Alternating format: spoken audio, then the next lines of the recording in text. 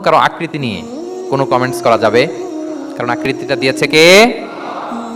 আব্দুল্লাহ ইবনে মাসউদ রাদিয়াল্লাহু তাআলা আনহু, এই সাহাবী, ওনার পা দুইটা ছিল চিকন চিকন পা। উনি একবার আরাক গাছের চূড়ায় উঠেছেন মেসওয়াকের ডাল ভেঙে মেসওয়াক করবেন। বাতাসের ঝাপটা ওনার লুঙ্গিটা একটু সরে গিয়েছে, পা দুইটা দেখা গিয়েছে। তো এত চিকন পা দেখে সাহাবারা সবাই হাসতেছে নিচে। রাসূল ইসলাম বললেন, ব্যাপার কি, তোমরা হাসো কেন? বলে যে ইবনে মাসউদের পা গুলো দেখে দেখেনি রাসূল কত চিকন পা, হাসতেছে। রাসূল ইসলাম রাগেন, তার শপথ, যার হাতে আমার আত্মা, ওই আল্লাহর কসম করে আমি বলি, লাহুমা আফকালু ফিল মিজান মিন উহুদ, এই পা দুটো মিজানের পাল্লায় রাখা হলে কিয়ামতের দিন উহুদ পাহাড়ের চেয়ে বেশি ভারী হয়ে যাবে। কারণ এত সম্মান ইবনে মাসউদের সম্মান আল্লাহর কাছে, কল্পনা করেন, উহুদ পাহাড়ের চেয়ে বেশি ভারী হয়ে যাবে। কিন্তু আমরা অনেক সময় এই মানুষের আকৃতি নিয়ে তুচ্ছ-তাচ্ছিল্য করি। রাসূল সাল্লাল্লাহু আলাইহি ওয়াসাল্লামের একজন স্ত্রী ছিল, নাম সফিয়া। কি নাম? সফিয়া বিনতে হুয়াই ইবনে আল-আখতাব। উনি আকৃতিতে কিছুটা খাটো ছিলেন এবং একটু স্থূলাকৃতির ছিলেন। এটাকে একটু ইঙ্গিত করে আম্মা জান আয়েশা রাদিয়াল্লাহু তাআলা আনহা একবার